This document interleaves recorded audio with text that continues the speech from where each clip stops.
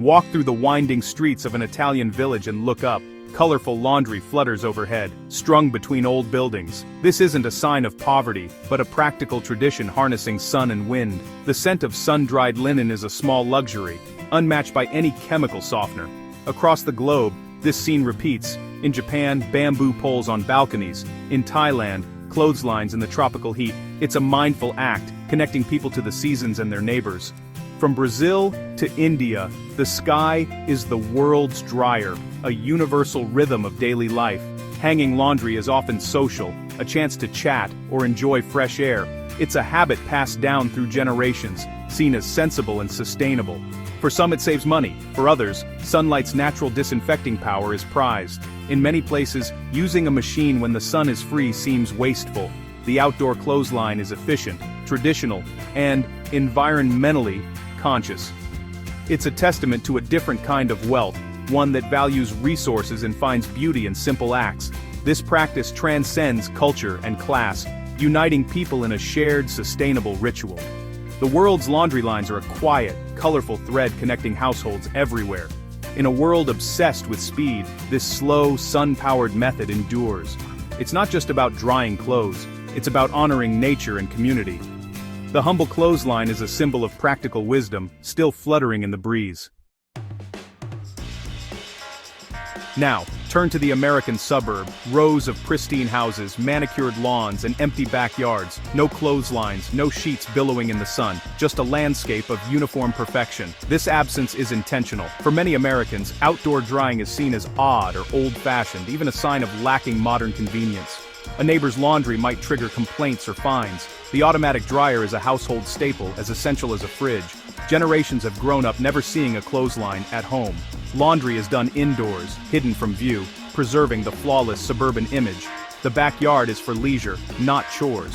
What's normal in Rome or Tokyo is an eyesore in Plano, Texas. In some communities, hanging laundry is explicitly forbidden by homeowners associations. A towel on a balcony can mean a warning letter or a fine. This raises a question: how did a natural, eco-friendly practice become taboo in the land of the free?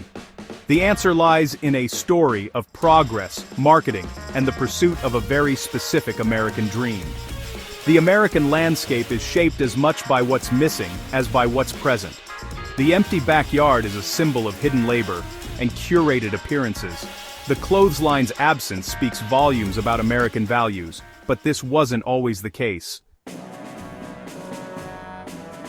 After World War II, America boomed, suburbs grew, and the American dream was sold as comfort and modernity. Electric appliances became status symbols, refrigerators, dishwashers, and especially the automatic clothes dryer. Advertisements showed smiling housewives liberated from the drudgery of hanging laundry. The dryer was marketed as the ultimate convenience, fast, weatherproof, and modern. This message worked. Dryers quickly became household necessities. The clothesline, once normal, was recast as old-fashioned and a relic of hardship. The electric dryer became a badge of progress and prosperity. Suburban homes were designed with indoor laundry rooms. Backyards became spaces for leisure, not chores. The clothesline was designed out of the American home. In a single generation, centuries of tradition vanished in favor of the hum of the dryer. The shift wasn't just about convenience, it was about projecting success. The dryer became a symbol of having arrived.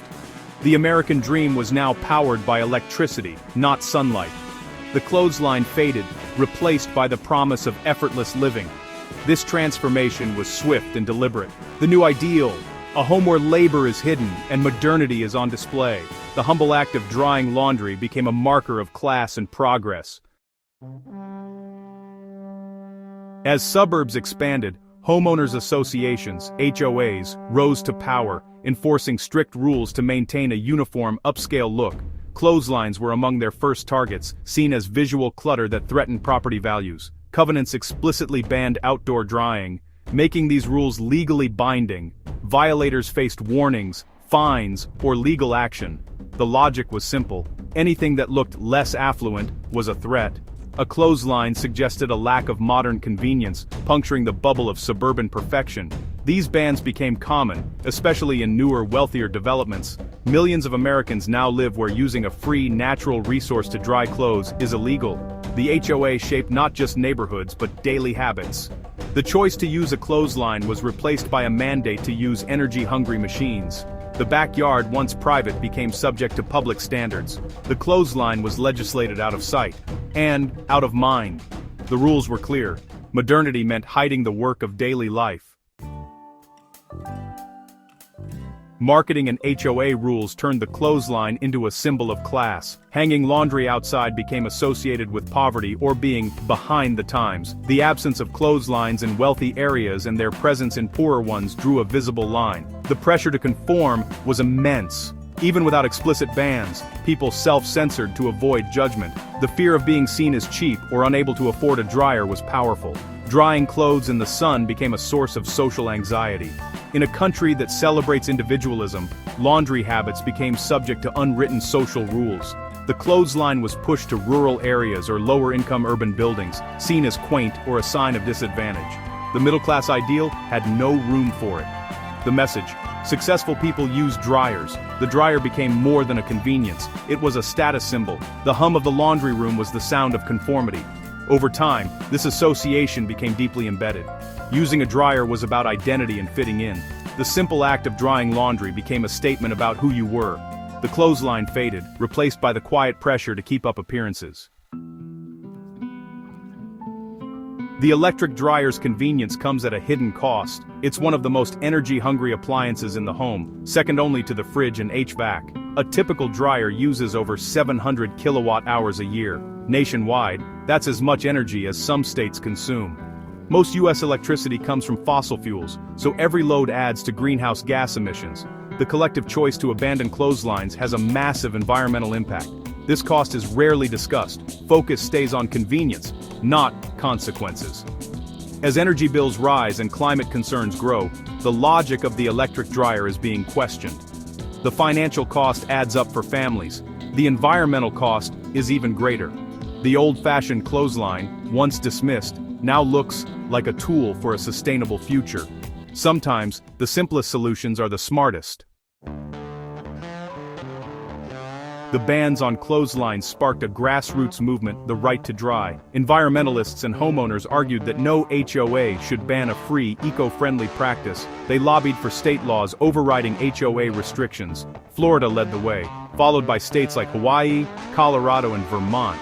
These laws prioritize energy conservation over neighborhood aesthetics. Still, most states allow HOA bans, leaving millions unable to dry clothes outdoors. The right to dry movement continues, fighting for freedom and sustainability. The debate pits individual rights against community standards. The clothesline has become a symbol in the fight for personal and environmental freedom. Is rejecting the clothesline really modern, or just outdated status signaling? For decades, the dryer was marketed as progress, while the clothesline was cast as a relic. But today, being modern means being smart and sustainable. Using energy to do what the sun can do for free now seems illogical. The clothesline is a zero-carbon solution, but stigma lingers. Overcoming it requires a cultural shift, seeing line drying as intelligent, not inferior. It's about valuing sustainability over a manufactured ideal. The choice reveals attention, speed, and conformity versus conservation and connection to nature. As energy costs and climate impacts rise, the old values are being challenged. The humble clothesline sits at the crossroads of this debate. What kind of modern do we want to be? The story of the American clothesline shows how quickly habits can change and how deeply they can stick. In one generation, a universal practice became taboo, driven by technology, marketing, and the pursuit of status. Laws and HOAs locked in the new norm, but change is possible. The right to dry movement is challenging the status quo, and more states are protecting the clothesline. Legal change is only the first step. The real challenge is cultural. Stigma lingers even after bans are lifted. Normalizing line drying means reframing it as smart and responsible. The future of laundry in America is unwritten. Will the dryer remain king, or will the clothesline return as a symbol of a greener dream? The answer depends on our willingness to question old habits. The clothesline is more than a tool, it's a question. What do we value more, image or impact, convenience or conservation?